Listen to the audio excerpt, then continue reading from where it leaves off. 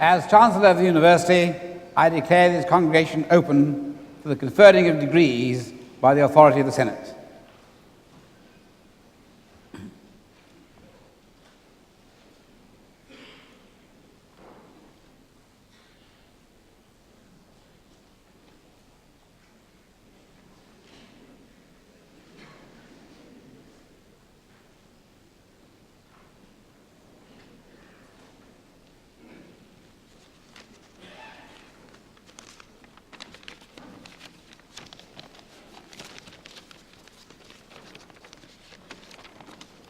This is a special occasion since the Vice-Chancellor will later on be getting an honorary degree, and it's thrown the Chancellor totally off his stride.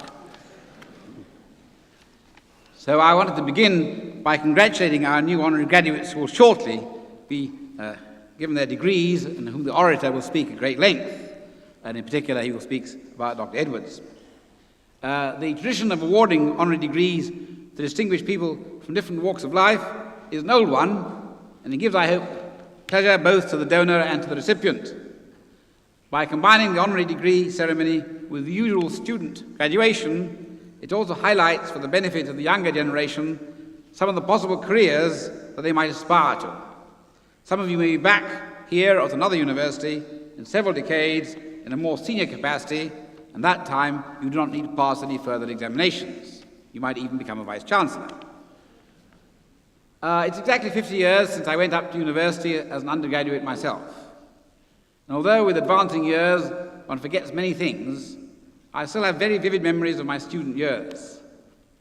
It's a cliche that these are the best years of your life, but in many ways it's true. These are the years when one establishes one's independence, makes abiding friendships, takes the first steps that will determine one's future.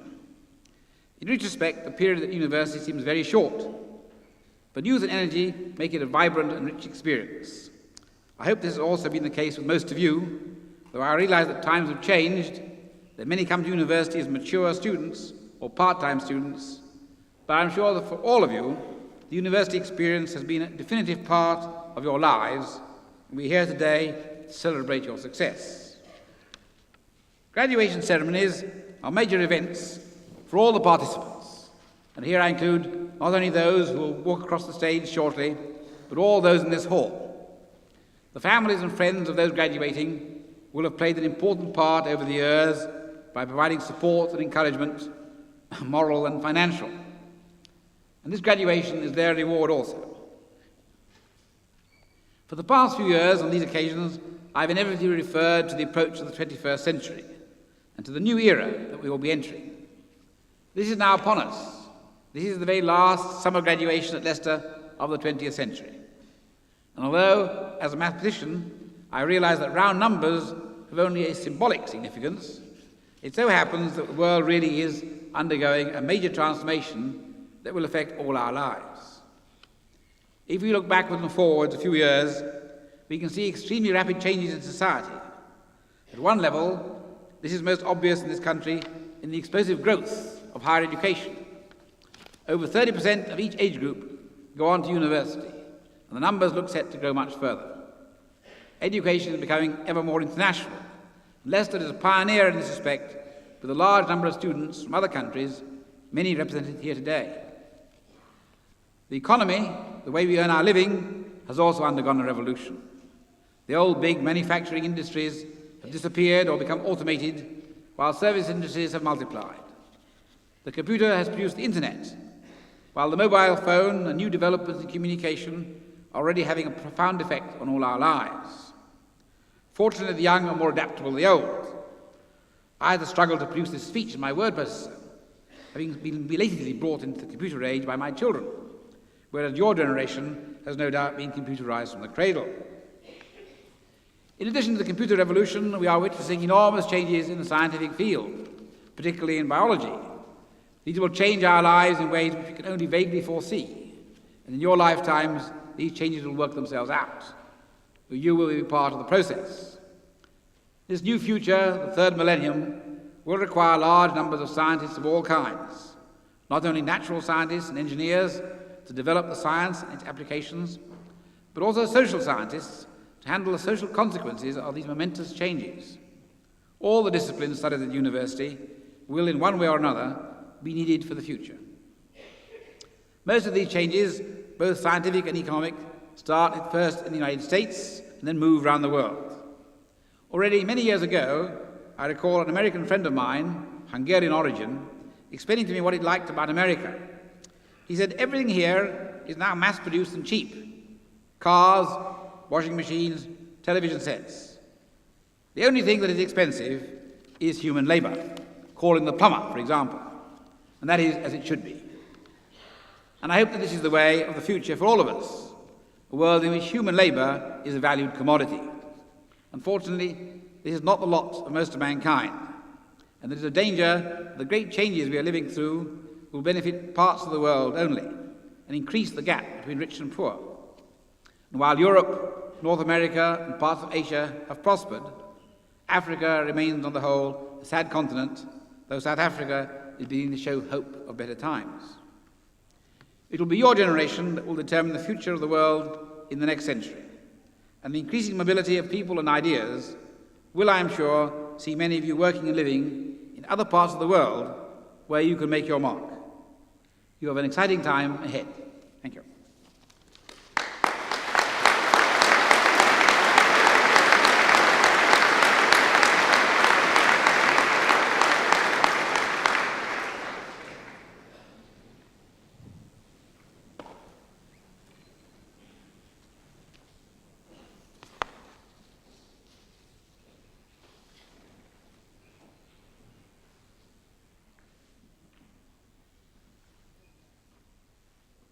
Fred Leckie was Professor of Engineering at this university from 1968 to 1978, and he has left a permanent legacy which is both intellectual and educational.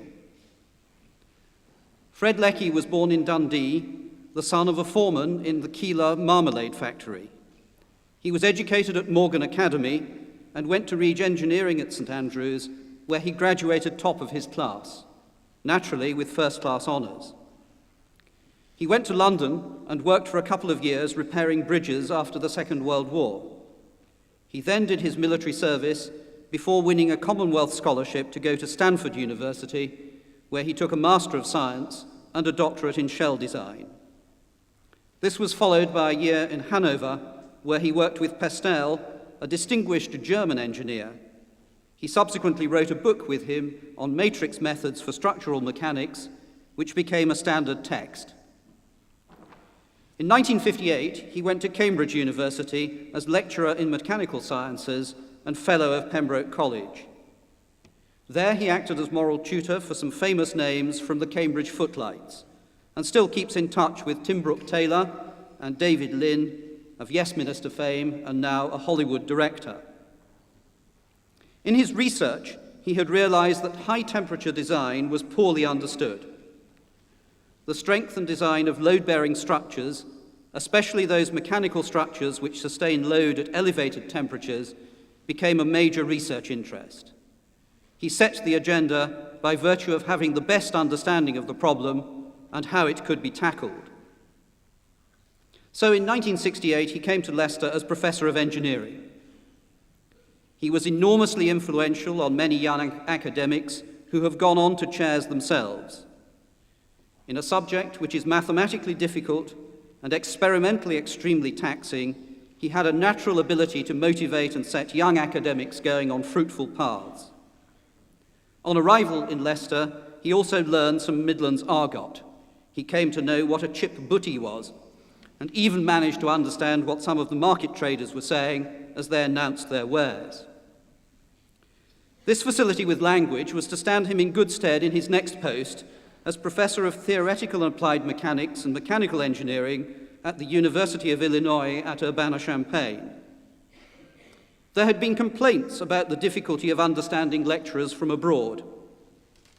The university's response had been to establish instruction and qualifying tests before allowing someone from abroad to lecture. The scheme was an unqualified success for a number of years until there was a series of complaints about the incomprehensibility of a particular lecturer's accent.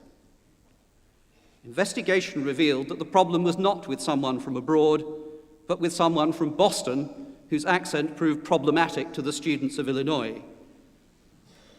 Despite being part of a single civilization separated by a common language, Fred Leckie's research thrived.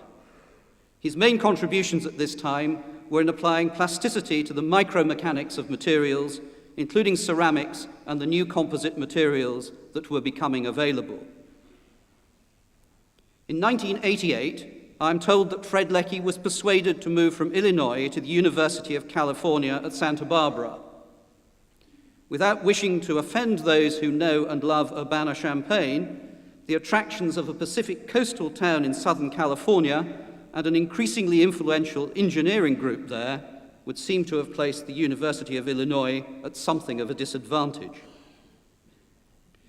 At the University of California at Santa Barbara, Fred Leckie, as chairman of mechanical engineering, together with his colleagues, developed an understanding of the mechanics of crack propagation in a wide variety of composite materials, both as a materials science issue and also in the way it occurred in mechanical structures. Materials research at Santa Barbara became a dominant force in engineering research. I've been struck by the wonderful vocabulary of his work. The terms degeneration, degradation, continuum damage, shakedown, ratcheting, creep buckling, fatigue, and stress abound. It took me a moment to realize that these terms referred to phenomena found in the materials he was working with and not his engineering students. Fred Leckie's colleagues paid tribute to the debt they owe him in suggesting a style of approach they have found invaluable. Don't get too involved in the detail, but rather enter the subject with the view that there are simple underlying principles which have to be found by looking at the simplest of models. Then get involved in the detail with this understanding as a foundation of your work. His own work has showed the merits of this approach, and his development of the concept of the reference stress method of relating structural behavior and material behavior is capable of application to such diverse matters as the design of power plants and the calculation of the force sea ice exerts on structures in the polar regions. Fred Leckie has no time for introspection and conservatism. He has spent a career looking out new problems and methods of solving them. He has been enormously successful in finding solutions and in inspiring others to follow in his footsteps.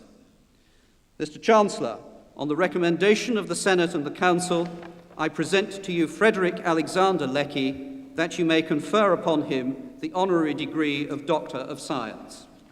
I admit you the degree of Doctor of Science and we welcome you among us. Congratulations.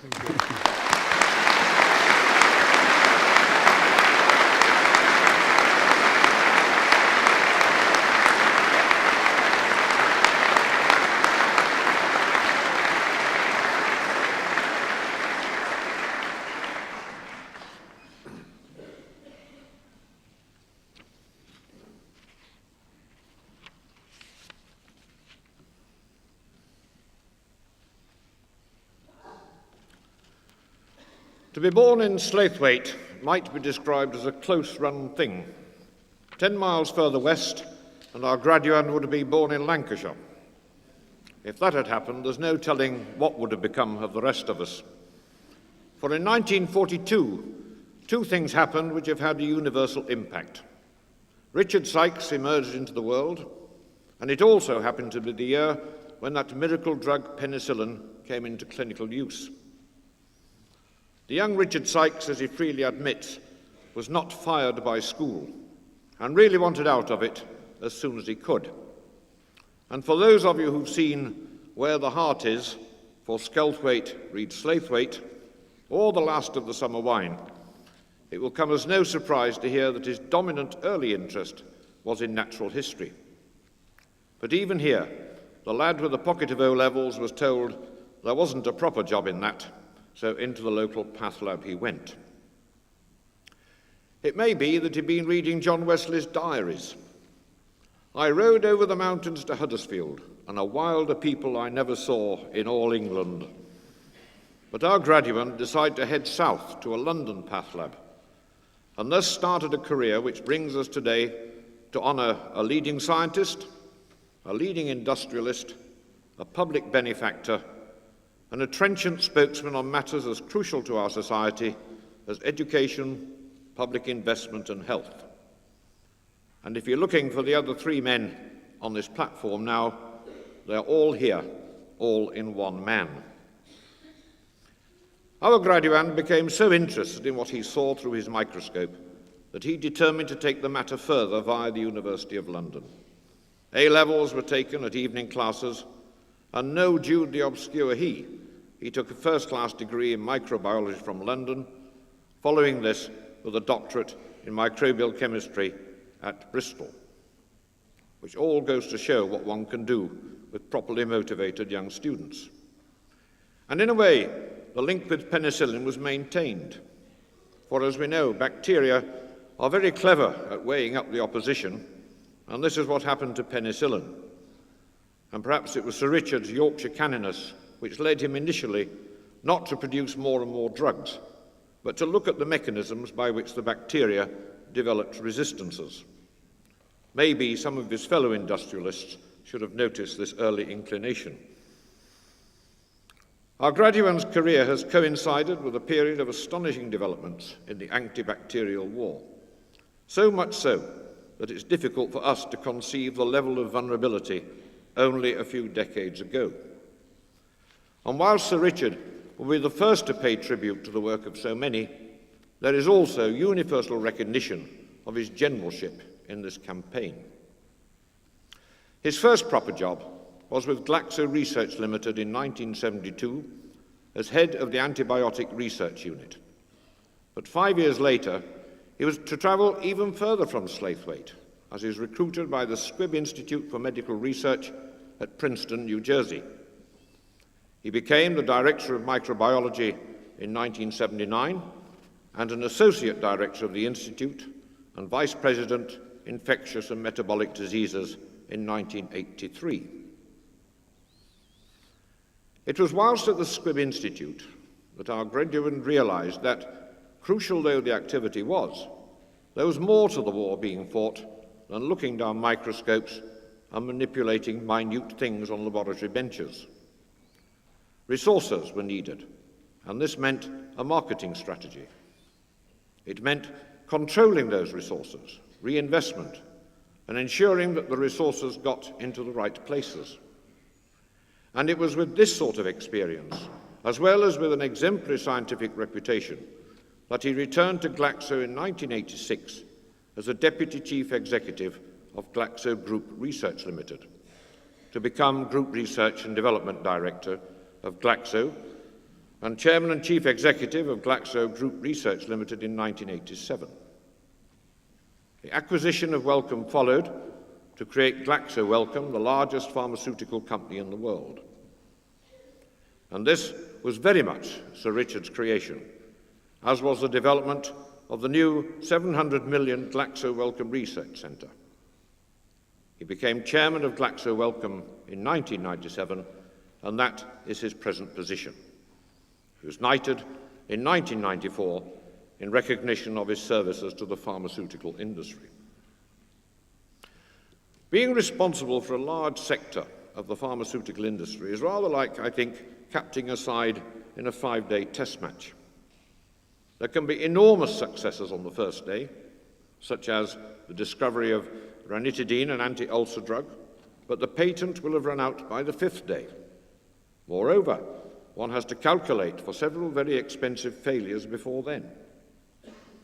The analogy breaks down when the 5th day of the match arrives, because for the pharmaceutical industry, every day is a first day, and innovation becomes the key. Any shortage of imagination and enterprise, and the whole business runs into the sand. Science is worse off, and it is no exaggeration to say mankind will suffer more. His experience has led Sir Richard to pretty firm views about the directions we should be taking, and these are listened to widely. And one could say that whereas the young Richard Sykes spent his time peering through a microscope to look in detail at very small things, he now peers through the other end to apply the same perception to very big and broad issues. He takes the view, for example, that no sector of the pharmaceutical industry is yet big enough to provide the much-needed long-term investment. Glaxo Wellcome already spend $1.3 billion on research and development, and our graduand would be more than happy to double that. And he sees a period coming when research, such as some of that carried out in this university, could revolutionize pharmaceutical research, and he wants to be ready for that. But he's also aware that more than money is needed, and he misses no opportunity to underline the desperate need for more good scientists, a need which needs to be recognized by higher education, but which principally must start with inspired science teaching in schools. He sees that the generation of this early interest must be supported by national bodies, such as the British Association for the Advancement of Science, of which he is president, and by those actively engaged in science-based industry. His working day is long, longer than a day, one suspects at times, and his international travels are legendary. Who else would think of going to Canada, but via India, Singapore, the Philippines, China, and the west coast of America, and back at his desk in 11 days? But he's not hesitated to add to this by taking on a range of public responsibilities. It is impractical for this orator to do other than use only some of these to exemplify this many-faceted man.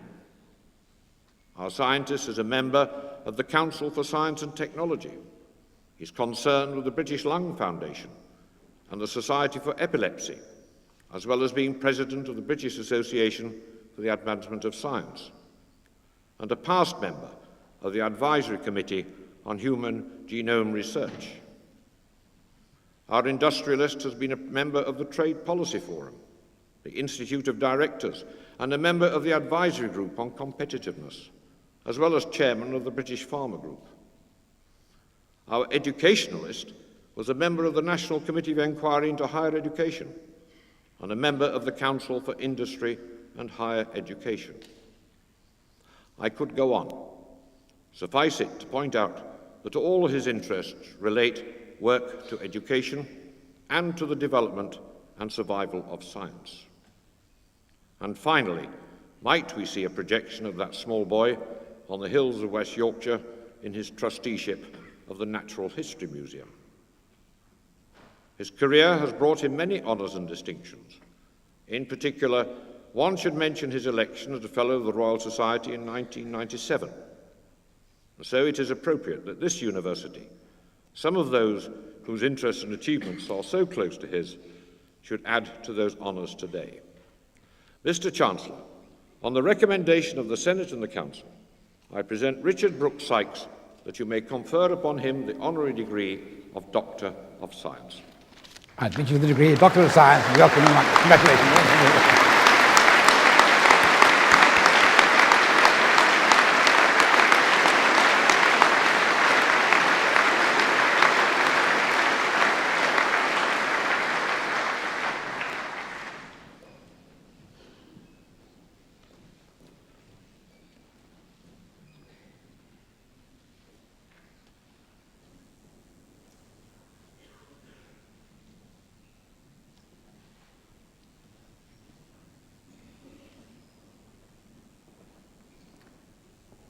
The graduands in the Faculty of Arts will be presented by the Dean, Professor Pearce.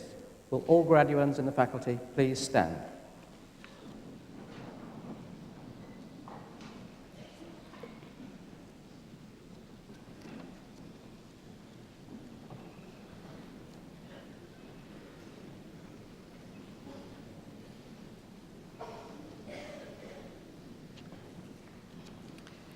Mr. Chancellor, I ask you to admit these candidates from the Faculty of Arts to the several degrees for which they are presented. Graduates of the Faculty of Arts, by the authority of the Senate, I admit you to the several degrees for which you are presented.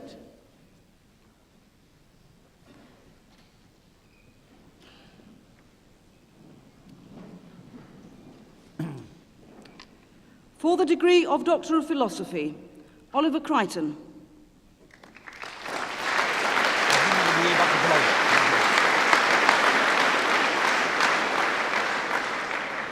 the degree of Bachelor of Arts in Ancient History and Archaeology, Claire Beck.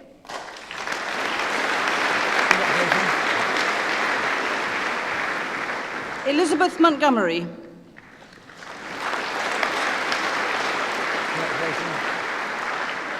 Stephanie Morgan.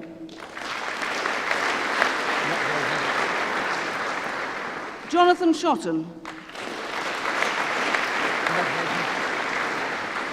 Alice Thorne.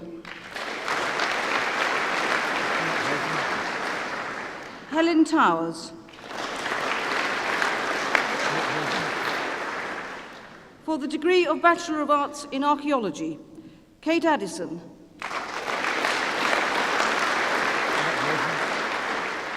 Zoe Annetts. Marcel Cornelissen. Deborah Cox. Emma Edward. Michael Hawkes. Emma Jeffrey. Michelle Kane. Paul Ledger. Matthew Lewis. Laura Lippiat. Caroline Ojari. Brenda Proom. Elizabeth Putt. Kirstine Roberts. Lee Scotland. Nigel Sunderland. Kieran Taylor. Vivienne Taylor. Jennifer Thornton. Catherine Williams. For the degree of Bachelor of Arts in Archaeology International, Susan Forrest. For the degree of Bachelor of Arts in Archaeology and Sociology, Andrew Ball. Nicola Brain. Nicola Dalton. Anne Denton. Matthew Haddon-Brown. Rachel Payne. Sarah Pearson. Jonathan Wells. For the degree of Bachelor of Arts in Geography, Emma Barlow. Emma Bibby. Matthew Blackmore. Christopher Bowen. Claire Brackley. Thomas Carpen. Lara Clark. Zoe Culver. John Cunliffe. Gavin Damant. Robert Draper. William Edwards. Joanna Elborn. Kate Forster. Louise Creef. Emma Gray. Adrian Hansford. Eldrick Hartley. Vicky Hinnells. Adrian Jones. Andrew Jones. Jenny Kempster. Tristan Kingsford. Patricia Late. Andrew Lamming. Joanne Lawrence.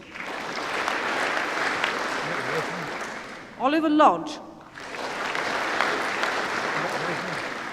Robert Lunn. Rose MacArthur. Chantal McRoberts. Michelle Merriweather. Claire Miller. Sean Moore. Daniel Morley. Hannah Nunn. Richard Purnell. Andrew Sack. Gary Salter. Rebecca Shibley. Christian Smith. Michael Stringer. Michael Thatcher. Amy Truscott. Catherine Tunks. Richard White. George Whitehead. Helen Wibberley.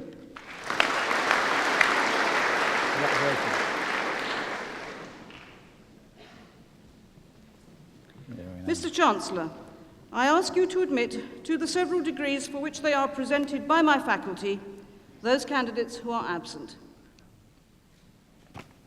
By the authority of the Senate, I admit those candidates who are absent to several degrees for which they are presented.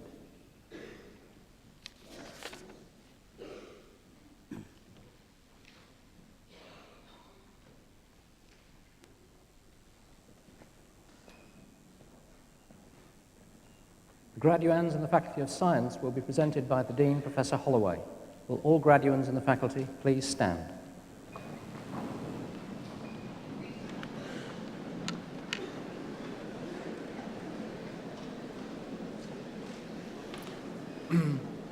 Mr. Chancellor, I ask you to admit these candidates from the Faculty of Science to the several degrees for which they are presented. Graduates of the Faculty of Science, by the authority of the Senate, I admit you to the several degrees for which you are presented.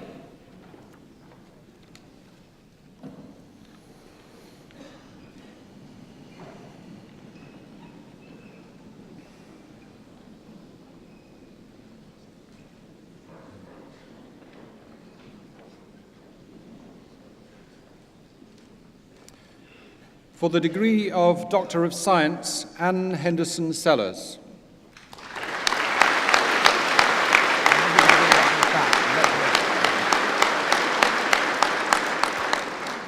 For the degree of Doctor of Philosophy, Samantha Barr. Adam Blair. Keys de Hoog. Marianne Edwards. Sean Garrett. John Geddes. Keith Earlham. Michael Kay. Helen LaCour. Amanda Long. Admitted to the degree Doctor of Philosophy. Zuhua Luo. Admitted to the degree Doctor of Philosophy. Annette McGrath. Admitted to the degree Doctor of Philosophy. John Morley. Admitted to the degree Doctor of Philosophy. Danny Page. Admitted to the degree Doctor of Philosophy. Paul Ryler. Admitted to the degree Doctor of Philosophy. Vasilis Sakas. Admitted to the degree Doctor of Philosophy. Andrew Shepherd. Admitted to the degree Doctor of Philosophy. Alistair Smeaton. Admitted to the degree Doctor of Philosophy. Sarah Simmons. Admitted to the degree Doctor of Philosophy. Kevin Tansey. Admitted to the degree Doctor of Philosophy. Natalie Travis. Admitted to the degree Doctor of Philosophy. Anna Wallace. Admitted to the degree Doctor of Philosophy. For the degree of Master of Philosophy, Stephen Barker. Congratulations. For the degree of Master of Science in Biomolecular Technology, Robert Maguire. Congratulations. Sabina Rahman. Congratulations. Kevin Straw. Congratulations. For the degree of Master of Science in Chemistry, Neil Delmer. Congratulations. For the degree of Master of Science in Natural Resource Management, Andrew Gregory. Congratulations. Andrew Moore. Congratulations. David Parker. Congratulations. Douglas Patterson. Congratulations. Gemma Quilez. Congratulations. For the degree of Master of Chemistry in Chemistry, Ben Croxtall. Congratulations. Heidi French. Congratulations. David Hook. Congratulations. Nisha Patel. Congratulations. Katie Squires. Congratulations. Joseph Wright. Congratulations. For the degree of Master of Chemistry in Chemistry USA, Matthew Jones. Congratulations. For the degree of Master of Engineering, Electrical and Electronic Engineering, Thomas Brightwell. You got it right. Congratulations. Shaw Jet Chin. Congratulations. Sheraton Swan. Congratulations. For the degree of Master of Engineering, Electronic and Software Engineering, Khalil Ahmed. Congratulations. Kevin Kingswood. Congratulations. For the degree of Master of Engineering and Mechanical Engineering, Helen Carroll. Congratulations. For the degree of Master of Mathematics in Mathematics, Stacey Buxton. Robert Lang. Congratulations. Shohan Mann. Congratulations. Stuart Quirk. Congratulations. Ashley Randall. Congratulations. Anne Taylor. Congratulations. For the degree of Master of Mathematics in Mathematics USA, Louise Myers. Congratulations. Sarah Pointer. Rachel Wright. Congratulations. For the degree of Master of Mathematics in Mathematics with Astronomy, Gavin Lewis. Congratulations. Sean Williams. Congratulations. For the degree of Master of Physics in Physics, David Dillow. Congratulations. Stephen Grantham. Congratulations. Claire Verney. Congratulations. For the degree of Master of Physics in Physics with Astrophysics, John Day. Congratulations. Carl Dobson. Congratulations. Simon Ellis. Congratulations.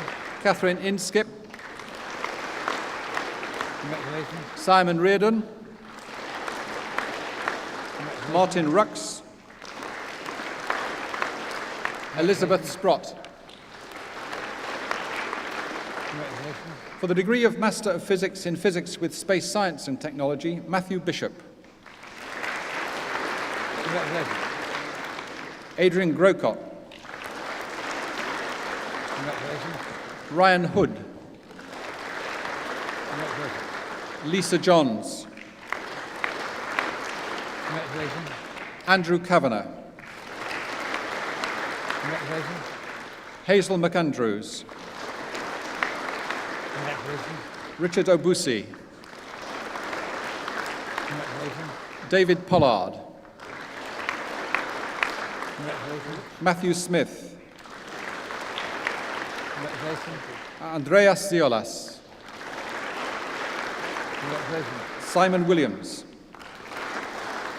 Congratulations. For the degree of Bachelor of Science in Archaeology, Vanessa Constant, Congratulations. Ian Draper, Congratulations. Sarah Lloyd, Andrew Melbourne, Andrew Pulse, Congratulations. Neville Stokes. Congratulations. For the degree of Bachelor of Science in Archaeology, European Union, John Barber. Congratulations. For the degree of Bachelor of Science in Archaeology, Tim Owen. Congratulations. For the degree of Biological Science, for the degree of Bachelor of Science in Biological Chemistry, Nicoletta Andreu. Correct. Congratulations. Matthew Beecham, Congratulations. Simon Foster, Congratulations. Catherine Garrett, Chris Jones, Claire Orange, Congratulations. Carl Williamson. Congratulations. For the degree of Bachelor of Science in Chemistry, David Barwick, Congratulations. Diana Berry, Congratulations. Sally Candlish, Congratulations. Lisa Dorr, Congratulations. Robert Hammond, Congratulations. Martin Hanton, Congratulations. Richard Hills, Congratulations. Robert Hughes, Congratulations. Yunus Lakdawala, Congratulations. Thomas Lohman, Congratulations. Shafia Mughal, Christine Parkin, Congratulations. Luke Patterson, Congratulations. Stephen Rollins, Congratulations. Alan Snade, Congratulations. Baf Navara. Congratulations. For the degree of Bachelor of Science in Chemistry Sandwich, Alex Bailiff, Congratulations. Stuart Kirkton, Peter Littlewood, Congratulations. Philip Martin, Andrew McGregor, Congratulations. David Miller, Congratulations. Paul Peach. Congratulations. For the degree of Bachelor of Science in Chemistry USA, Anand Bhatt, Congratulations. Jonathan Clark, Congratulations. Sarah Cox, Congratulations. Helen Monroe. Congratulations. For the degree of Bachelor of Science in Computer Science, Shabir Anwar, Congratulations. Sanvir Bakshi, Congratulations. Glenn Bowering, Congratulations. Simon Brown, Congratulations. Richard Bruce, Congratulations. Benjamin Donovan, Congratulations. Timothy England, Congratulations. Mohammed Esmail, Congratulations. David Evans, Congratulations. Simon Fryer, Congratulations. Paul Goldsmith, Congratulations. Shajid Issa, Congratulations. Rakesh Jethwa, Congratulations. Spiridon Kapetanakis, Congratulations. Melvin Lee,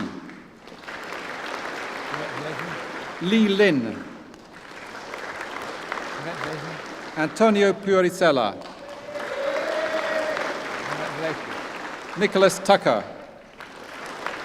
Congratulations. Brian Woodward. Congratulations. For the degree of Bachelor of Science in Geography, Stephen Ackroyd,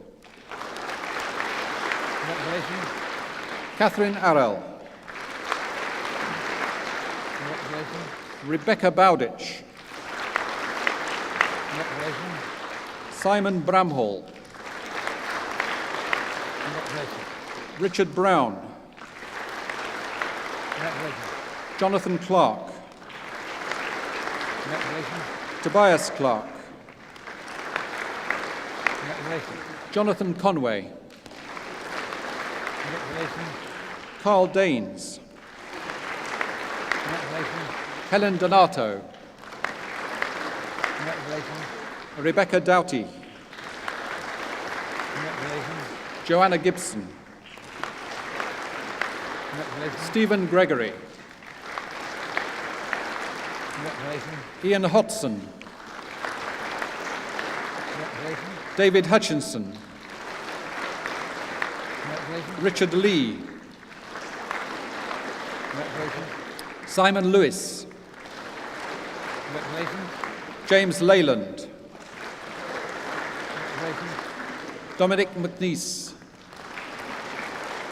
Congratulations. Sandra O'Grady, Congratulations.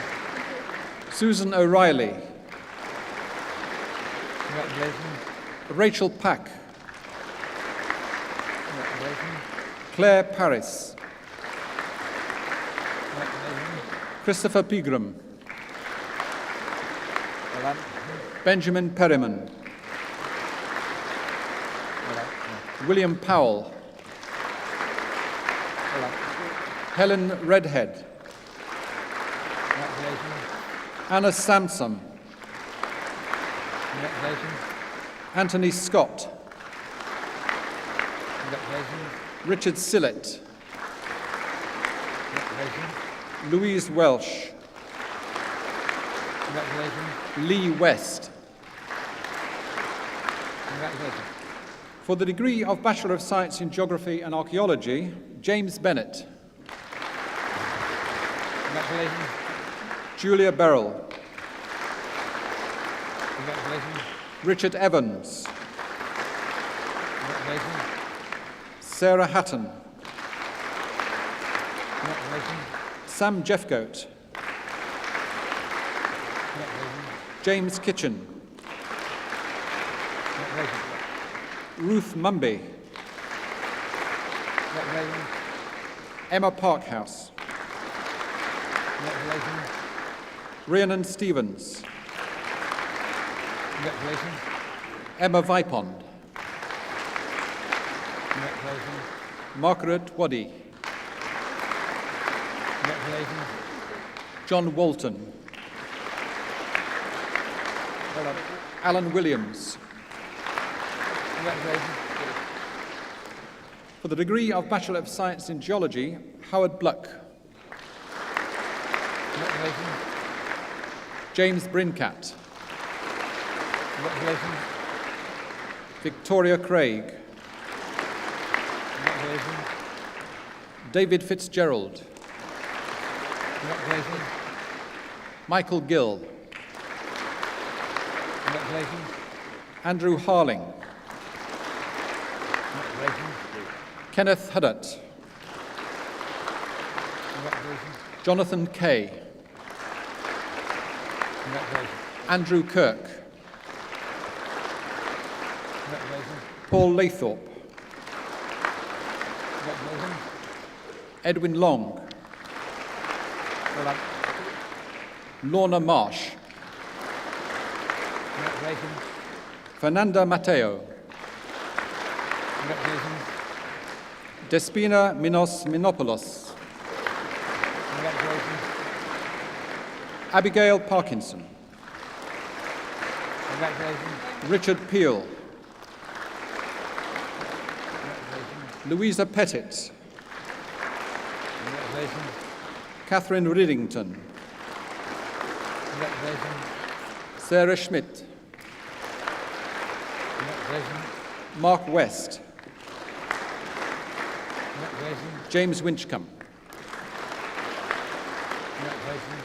For the degree of Bachelor of Science in Applied Geology, James Brooking Clark. Congratulations.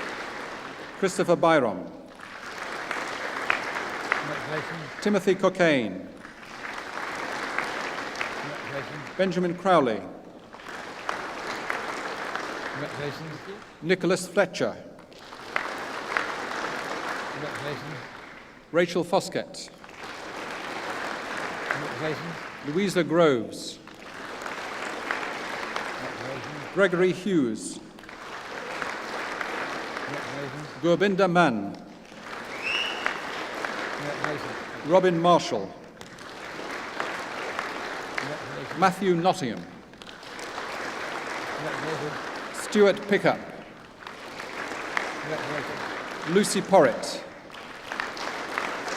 Congratulations. Joseph Rydell. Congratulations. James Wiggins. Congratulations. Andrew Williams. Congratulations. For the degree of Bachelor of Science in Geophysics Geological, Ahmad Al-Busadi. Congratulations. Timothy Grossi. Congratulations. Gethin Thomas. For the degree of Bachelor of Science in Mathematics, Mark Bauer. Congratulations. Ben Brown. Congratulations. Matthew Cosgrove. Congratulations. Claire Francis.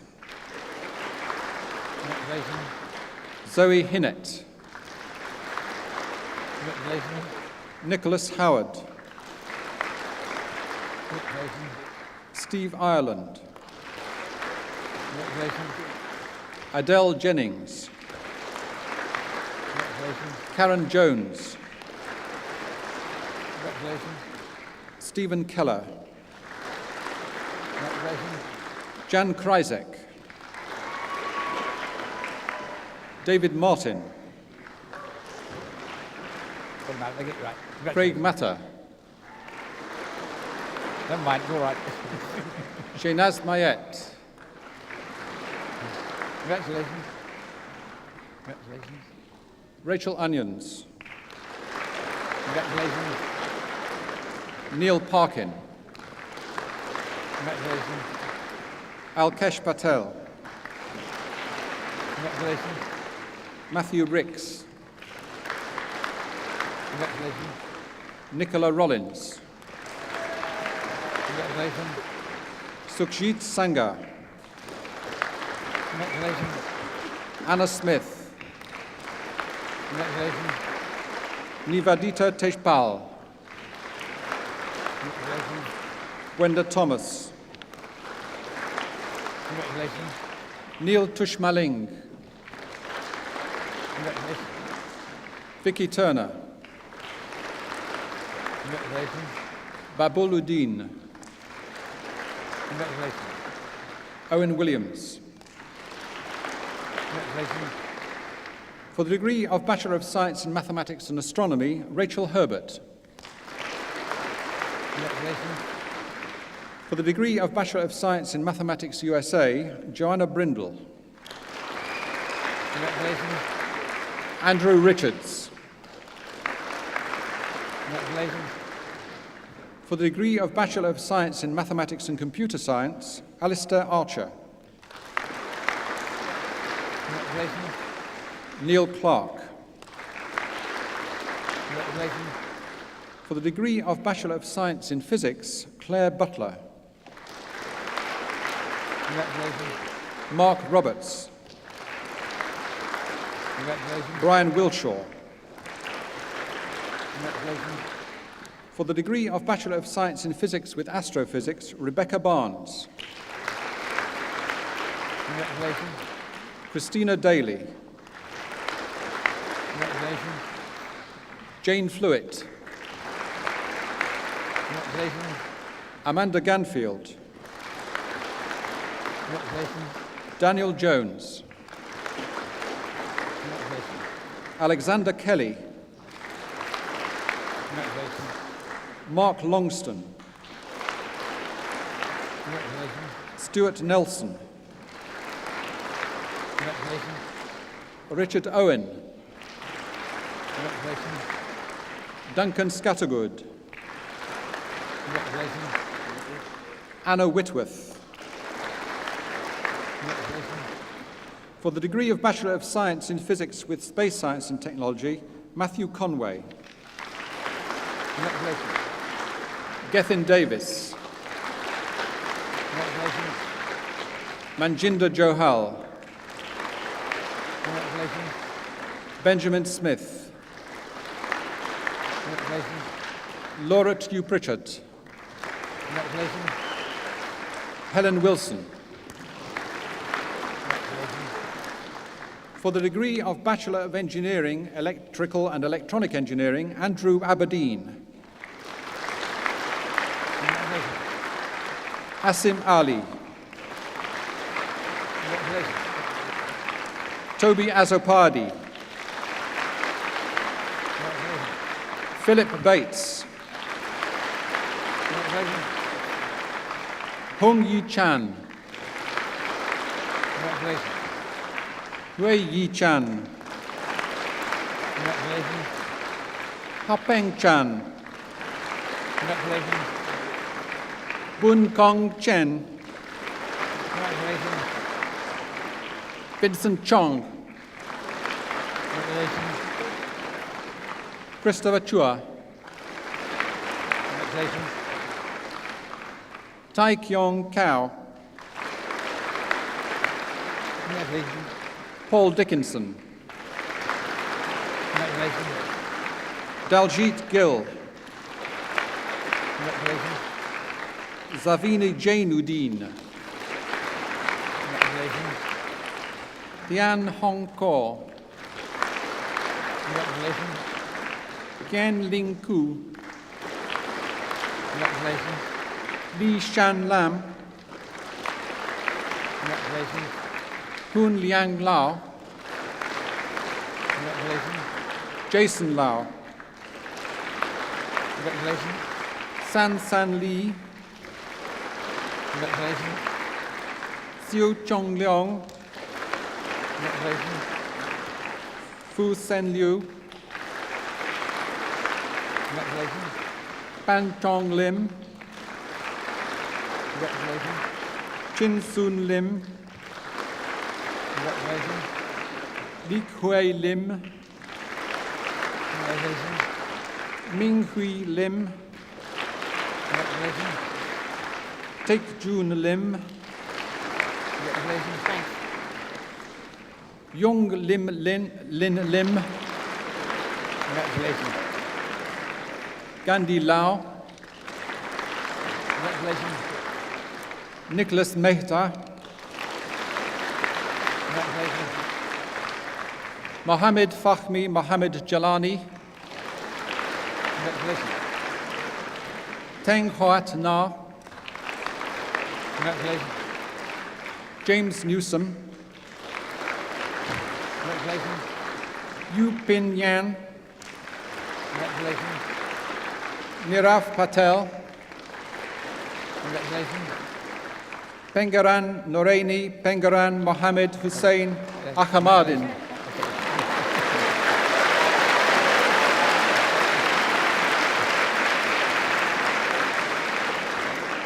Ayub Raziv. Congratulations. Vigneswaran Yethinasamy. Congratulations. Richard Sabine. Congratulations. Arvinder Sangha, Congratulations. Mayank Sharma, Congratulations. Mark Shahid, Congratulations.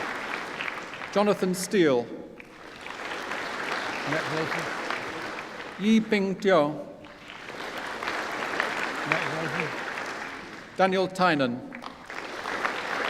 Congratulations. Suradren Vadugara, Congratulations. Angus Vu, Congratulations.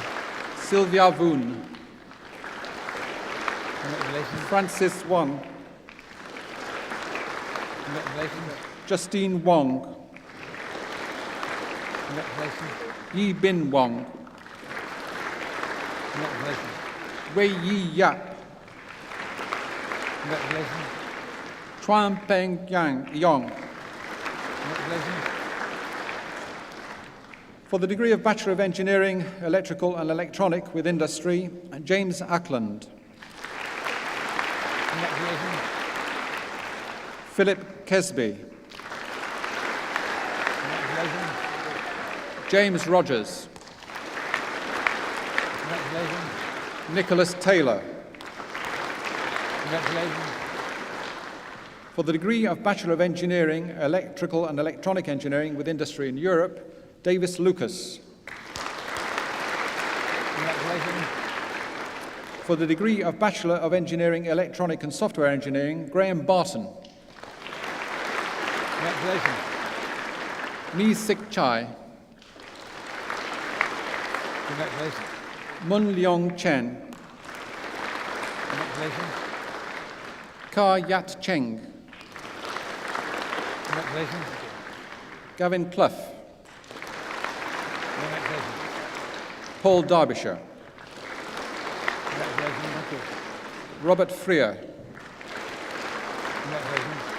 David Gilbanks, Congratulations. Mohammed Taki Hasham, Congratulations. Shahbaz Hussain, Congratulations. Ben King, Congratulations. Bin Lee, Congratulations. Noel Martindale, Congratulations. Richard McWhinney, Congratulations. Pratyush Rai, Congratulations. Jaskaran Singh, Congratulations. Jason Spencer, Congratulations. Yin Yi T, Congratulations. Mark Townsend, Congratulations. Mei Lee Wong, Congratulations. Kirsten Yong. Congratulations. For the degree of Bachelor of Engineering, Mechanical Engineering, Farouk bin Mamat, Congratulations. William Burnham, Congratulations. Wei Seng Chan, Congratulations. Chai Ju Chang, Congratulations. Han Sun Chong, Congratulations. Lung Fi Fu, Congratulations. He Yong Ji, Congratulations. Simon Glyn Riley, Congratulations. Rory Haig, Congratulations. Philippe Horta, Congratulations. Anil Kainth, Congratulations. Chu Beng Hu, Congratulations. Catherine Kolek, Congratulations. Christopher Langton,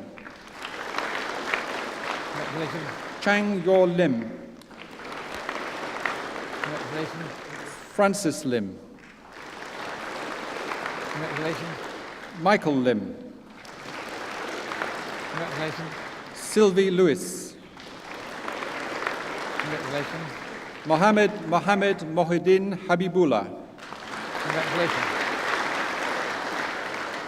Maran Mutharasa, Congratulations. Matthew Omang, Congratulations. Chongjin Ui, Congratulations. Hon Tong Pang, Congratulations. Martin Picker, Congratulations. Simon Raglione Hall, Congratulations. Tony Rathbone, Congratulations. Nicholas Reed, Congratulations. Stephen Rutter, Congratulations. Wai Hong Su, Congratulations. Ajit Bal Singh, Congratulations. Timothy Springett, Congratulations. Huat Yon Tan, Congratulations. Kaiwan Tan, Congratulations. Hang Ming Wong, Congratulations. Tian Liap Liap. Congratulations. For the degree of Bachelor of Engineering, Mechanical Engineering with Industry, Jonathan Ackerman, Congratulations. William Bennett, Congratulations. Andrew Rutter, Congratulations. Miras Shina, Congratulations. Ben Williams. Congratulations. For the degree of Bachelor of Engineering, Mechanical Engineering with Industry in Europe, Carolyn Blackwell, Congratulations. Timothy Luce. Congratulations. For the degree of Bachelor of Science in Chemistry, Stephen Tanner. All on your own. Congratulations.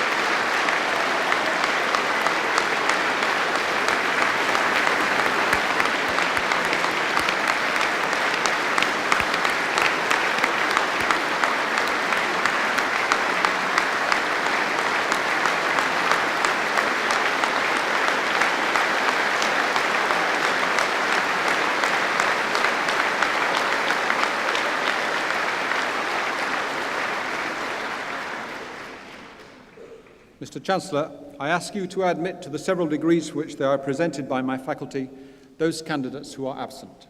By the authority of the Senate, I admit those candidates who are absent to the several degrees which they are presented.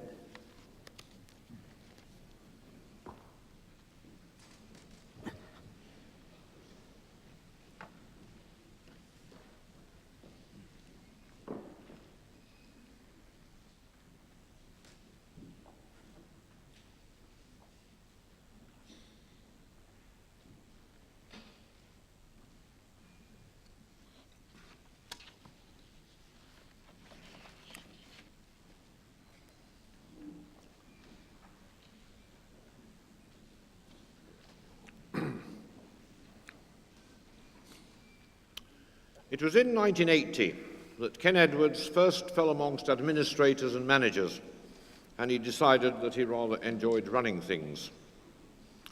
A hitherto blameless life had led him, with no small distinction, from a farming family in Shropshire to the University of Reading, where he achieved a first-class degree in agricultural botany and to a PhD at Aberystwyth.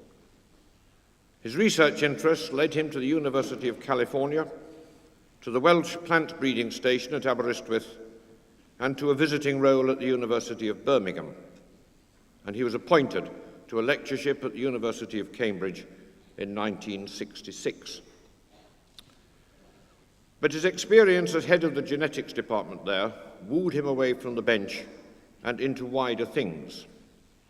He became chairman of the School of Biological Sciences, and in 1984 the Secretary General of Faculties, a post whose goodwill is needed to cause anything to happen at all in that august institution. And so, with a solid academic and administrative background, he came to Leicester in 1987 to be our Vice-Chancellor. Some of us, with some nervousness, recall the words of Rupert Brooke at the time. Cambridge people rarely smile, being urban, squat, and packed with guile. The first few seconds reassured us about the first three, The fourth may take a little time yet. And today is his last congregation. It must seem a really long time to Ken from that first hand he shook in 1988 to the last hand he shook today. Indeed, in a few moments' time, he must curb a habit so as not to shake his own. He's presided over the university during a period of almost unbelievable growth and quite profound change, and his mind must often have gone back to his years of research, reflecting upon changes in genetic architecture and the effect that modern science has had upon rates of growth in the field.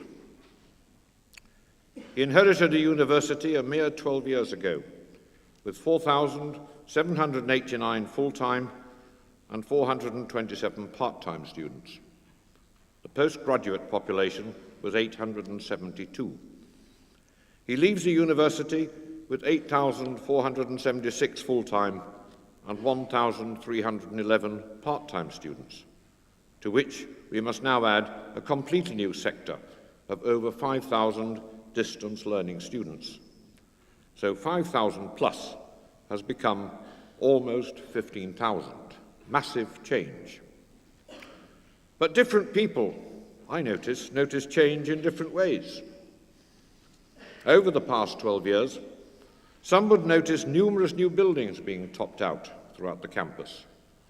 The Human Toxicity Centre, the new Maths Building, the Richard Attenborough Centre for Disability in the Arts, the Arts and Social Sciences Building, Bowder Court, the Library Store, each representing an extension of the university's activities, and the major achievement on this campus being not only to build them, but to find somewhere to put them. Others would remark the amazing shade of blue, light blue maybe, which overtook the Garendon restaurant. And they would notice that some important people got desks of a shape the likes and modernity of which this university had never ever seen before. And some would notice that 19 departments in this university showed themselves as excelling in the research assessment tables. Others may comment upon the Vice-Chancellor in the company of the Bishop walking to the top of the Attenborough Tower for charity, and others may wonder whether they walked all the way down again. Some would note the introduction of scholarships for India, the foundation of sponsored chairs and centres, both for new teaching methods and for research. Or others, maybe, the appearance of car park barriers and our very own Visa card. And the woodwork in the Fielding Johnson is now a very smart, light beach. The centres of excellence within the university continue to excel. The postgraduate population grew. Our colleagues in physics and space science attached expensive pieces of equipment to others' even more expensive rockets. And our Vice-Chancellor was compelled to stand at Cape Canaveral and watch his money vanish into space. We all noted an achievement rare even amongst Vice-Chancellors. A coveted Queen's Anniversary Prize led to his photograph appearing in a collector's edition of Hello. What that brought to the university coffers, only Manchester United and the Spice Girls could tell us. It's not surprising that whereas the Vice-Chancellor of one large university in the 30s used to be driven in his Rolls-Royce to the university a few times a week just to see how things were going, ours installed an exercise bike at Knighton Hall with a rack to hold his papers in a reading position. He's a man to make things happen. And the serious side to all this is that behind the evident things, the press reports, the appearance of buildings and car park barriers, is the survival, and not only that, the development of this institution in circumstances of extraordinary difficulty. It is the Vice-Chancellor who stands between his institution and political and financial threats. Pressures to grow, often beyond reason, a diminishing resource to cope with that growth, a culture of competition, and a policy and a funding framework changing almost monthly. A Vice-Chancellor's lot is not a happy one, at least not all the time, and it must typify Ken's period of office. that when he first arrived, he said that he would keep his ear to the ground. Shortly after that, Leicester had its first noticeable earthquake, and almost immediately the new gatehouse chaplaincy was opened and a sculpture entitled Souls installed in front of his office. Guile indeed. But this again is only part of the story. I'm sure that Ken, quite properly, is proud of the university he's leaving behind. But he's to be praised also for the national roles he has assumed as spokesman for the whole of higher education. He followed the excellent tradition of this university by becoming an excellent chairman of the Committee of Vice-Chancellors and Principals in 1993, the time when the polytechnics became universities, and a body which had been fairly small and fairly select became at one stroke very large and very varied in culture.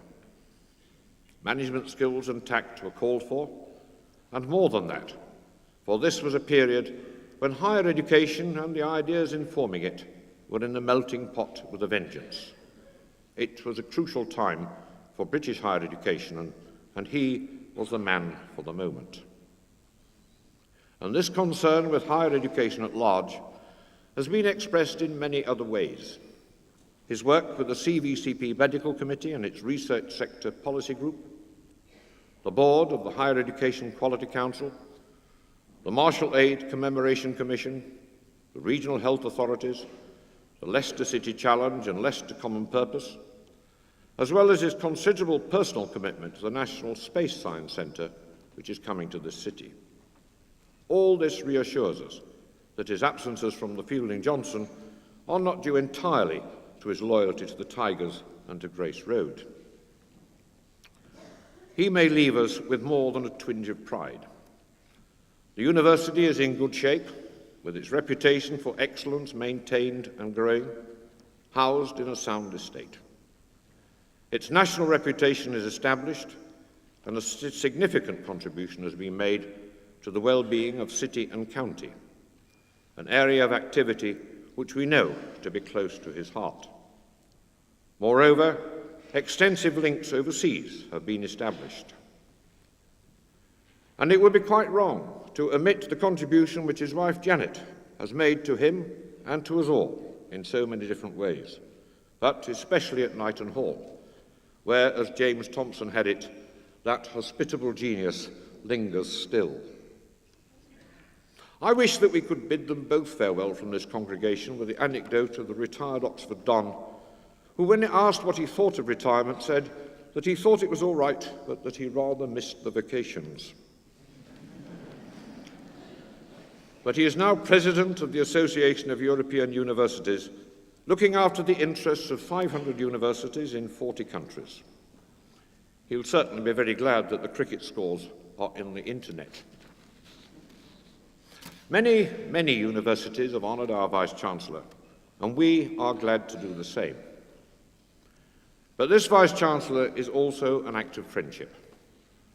For his greatest achievement throughout that which drove Yeats to despair, he called it theatre business management of men, has been to retain at Leicester three things: a sense of academic values, of care for students, and of friendship.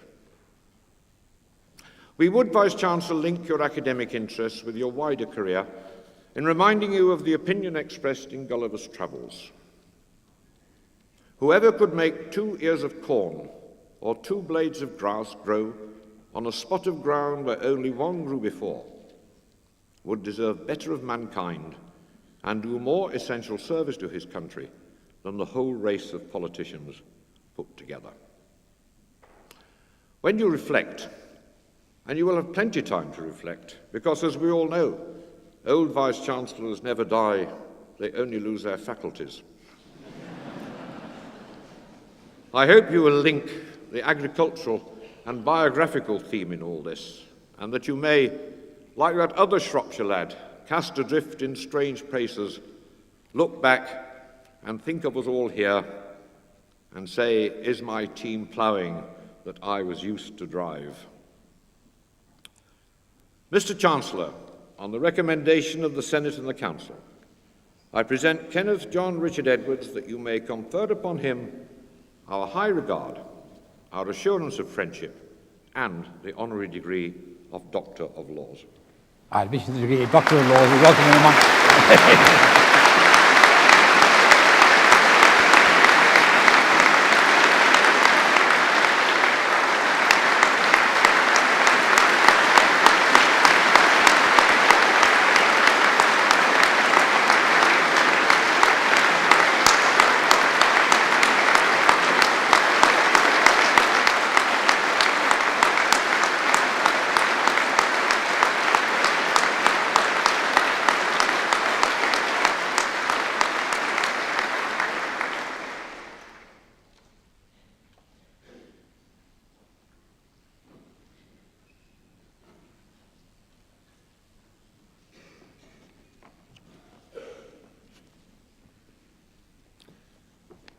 Mr. Chancellor, ladies and gentlemen, Professor Forster, thank you for those extremely kind words. I sort of vaguely recognized some of them, like the photograph in Hello magazine, which I do remember was drawn to my wife's attention when she was having a haircut, and a hairdresser said, "Have you seen the photograph of your husband in Hello magazine?" Well, he was with another woman, but it was the Queen, so I suppose that's okay. Chancellor, there is an enormous sense of surprise that I find myself standing here at this particular stage of the ceremony with this unusual hood on top of my Vice-Chancellor's ordinary robes, making a speech. I have been on this platform on many occasions in the last 12 years. I reckon I've officiated at a total of 85 degree ceremonies. And during that time, there have been about 28,000 graduates from the university. But this is also, of course, an extraordinarily special occasion for me, because I'm very conscious of the great honor which you, sir, and the university have bestowed upon me.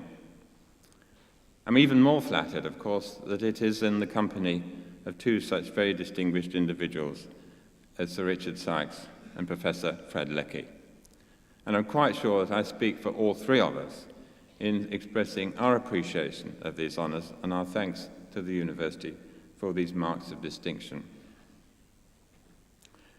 During these 12 years of Vice-Chancellorship, I've been, as I've said, on this platform many times. 12 years ago, there were 2 ceremonies in that year. This year, there have been 6, including one in the winter. The orator pointed out the increase in the student numbers over that period and the many buildings that have gone up. Through this expansion, the University of Leicester has made an enormous contribution to the growth of higher education in Britain during that period. There has been an enormous increase in the demand for education from 18, 19-year-olds, so that the participation rate in this country of that age group in higher education is now over 30%. 12 years ago, it was only about 12 or 13%. But in addition to that, there's a much greater demand from older people who want to re-enter higher education, who upgrade their qualifications, to learn new knowledge, and to acquire new skills. And in many cases, of course, these are from people who are on their careers and in work. I think this university can be enormously proud of its contribution to creating a well-educated population and a well-skilled workforce. I think it can also be extremely proud of its research achievements. And during this expansion, we have attempted, and I believe succeeded, in hanging on to our important belief in the synergy between teaching and research. The good teaching is enhanced if carried out in an environment of high-quality research. But all this has not been easy. It's required great effort, a lot of strain, and at times not a little pain.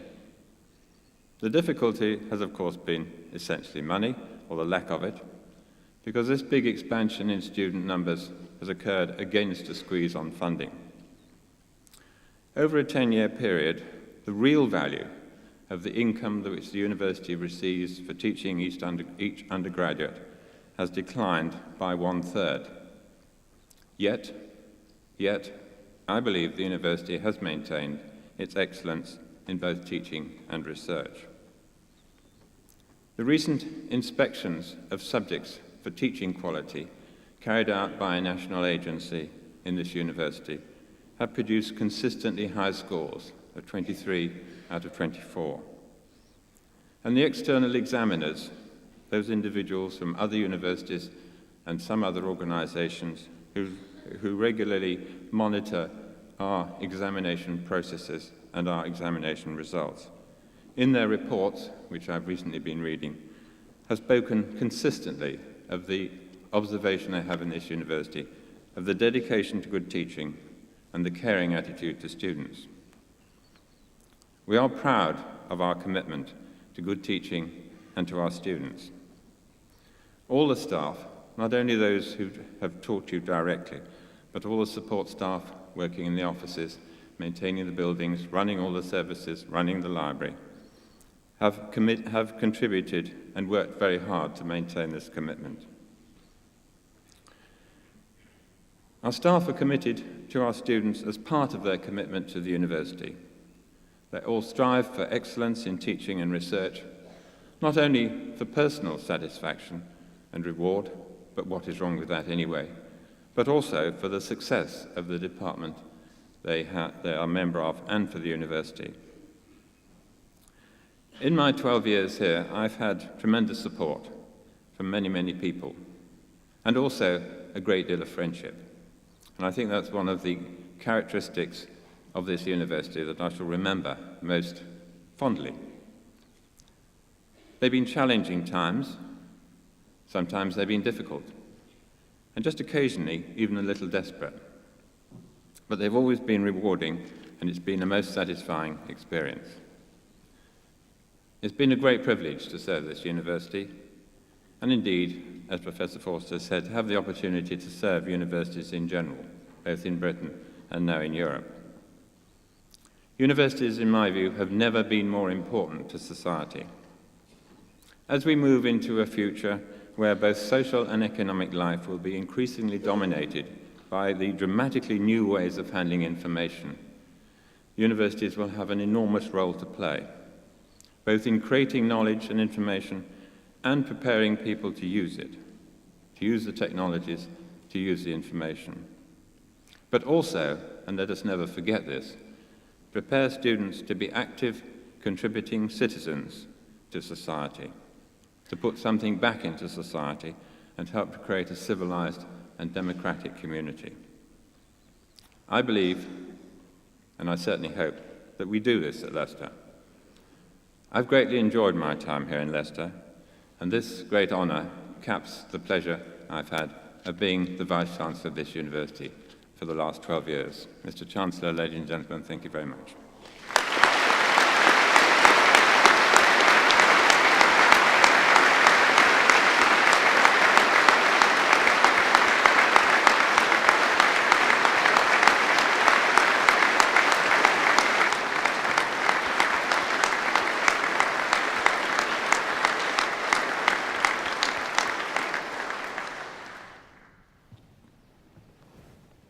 And I declare this congregation at an end.